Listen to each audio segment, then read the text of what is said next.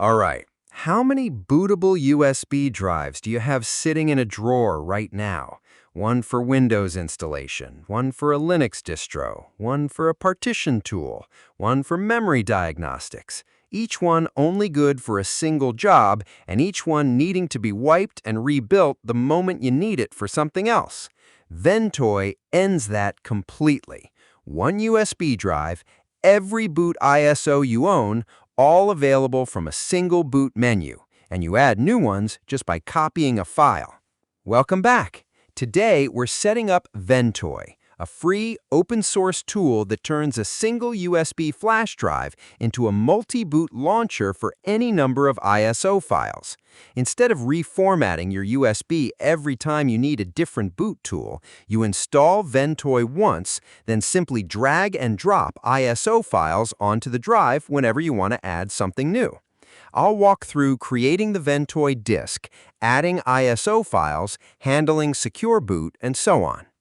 For the USB flash drive, I recommend choosing one with a capacity of at least 64 gigabytes. A 32 gigabyte drive might work, but you won't have enough space to store multiple ISO files. Personally, I chose a 128 gigabyte drive, which is more than enough for my long-term needs. Go to ventoy.net and click Downloads. You'll see three options: Windows, Linux, and a live CD version. We'll use the Windows version for this setup. Download the Windows version. It comes as a zip file. Right-click it and select Extract All. Open the extracted Ventoy folder and double-click ventoy2disk.exe. Click Yes on the User Account Control prompt. Ventoy is portable. There's nothing to install. It just runs directly. Insert your USB flash drive. Important: creating a Ventoy disk completely wipes any existing data on that USB. Back up anything important first. Click Refresh in the Ventoy app, and your USB drive should appear in the device list. Before clicking Install, two configuration choices matter: partition style, MBR or GPT. Click the Options menu, then Partition Style. MBR is the older legacy style. Choose this if you need compatibility with both older legacy BIOS systems and modern UEFI systems. MBR works across both. The trade-off: Ventoy won't boot with Secure Boot enabled if you choose MBR, so you'd need to temporarily disable Secure Boot on each machine you use it with. GPT is the modern standard. Choose this if you're mainly using modern computers, want support for USB drives larger than 2 terabytes, or want secure boot compatibility without disabling it. Under partition configuration, choose between exFAT, NTFS, FAT32, or UDF for the partition where your ISO files will live. exFAT is a solid general-purpose default. Good compatibility, no 4 GB file size limit like FAT32 has, which matters since many Windows ISOs exceed 4 GB. You can also reserve space at the end of the disk for a separate partition if you want some storage kept apart from the Ventoy ISO partition. I'll leave this blank to keep the whole drive as one Ventoy partition. If you chose GPT, make sure Secure Boot support is checked before installing. This lets Ventoy boot on machines with Secure Boot enabled without you needing to disable it. With your options set, click Install. Ventoy will prompt warning. Click Yes to confirm you understand all existing data on the drive will be erased. A second confirmation appears, warning that the drive will be formatted. Click Yes again. Ventoy creates the boot disk. This takes well under a minute. You'll see a confirmation message that Ventoy was installed successfully. Click OK. Note the Update button visible in the app. When a new Ventoy version releases, you use this instead of reinstalling from scratch. Update only refreshes the small boot partition, leaving every ISO file and piece of data on your main partition completely untouched. Close Ventoy2disk and open File Explorer.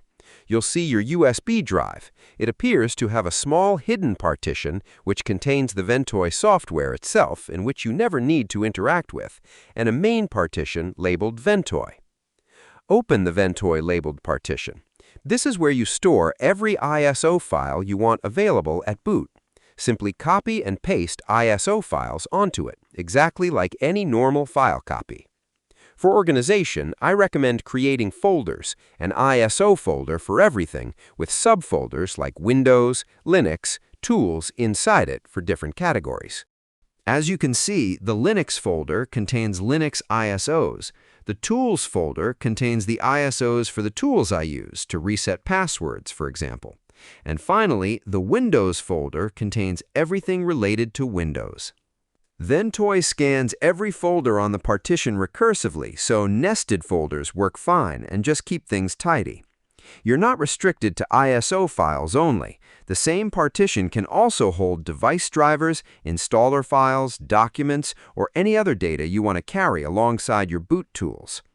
With a few ISO files copied on, restart the target PC and enter its one-time boot menu. F12 on Dell, F11 on HP, F9 on Asus, depending on the manufacturer. Select your Ventoy USB drive. If you're booting Ventoy on a machine with Security Boot enabled, the very first time you'll likely see a blue screen reading Security Violation. This is normal and only happens once per machine. Press OK, then any key to enter MOK Management. Select Enroll Key from Disk. Navigate to and select VTOY EFI. Choose Enroll this key in MOK Manager, select Continue and Confirm, then select Reboot. Restart from the USB drive again. This time, Ventoy will now boot successfully on that machine going forward. You never need to repeat this step on that specific computer again. You'll land on the Ventoy boot menu, a list of every ISO file found on the drive, shown by file name. Use the arrow keys to navigate and press Enter to select. After selecting an ISO, you'll typically see a second boot menu. This exists to maximize compatibility across different ISO types. Choose Boot in Normal Mode for most cases. If an ISO doesn't load correctly that way, this second menu also offers WimBoot mode for Windows ISOs or Grub2 mode for Linux ISOs as alternatives. You can now boot up as usual. Ubuntu boots up just fine here. Let's try booting from a Windows ISO file as well. Windows Server boots up just fine and the installation begins, so everything is working great. Ventoy genuinely replaces an entire drawer of single-purpose boot USB drives with one tool you maintain by dragging and dropping files. Windows installers, Linux distros, partition managers, memory diagnostics, antivirus rescue disks, all on one drive, all selectable from a single menu, and adding a new one takes seconds. Drop a comment if you're already using Ventoy and what your go-to ISO collection looks like, or if you're setting it up for the first time and have questions. Hit that like and subscribe button. I post practical Windows and tools guides every day. Thanks for watching.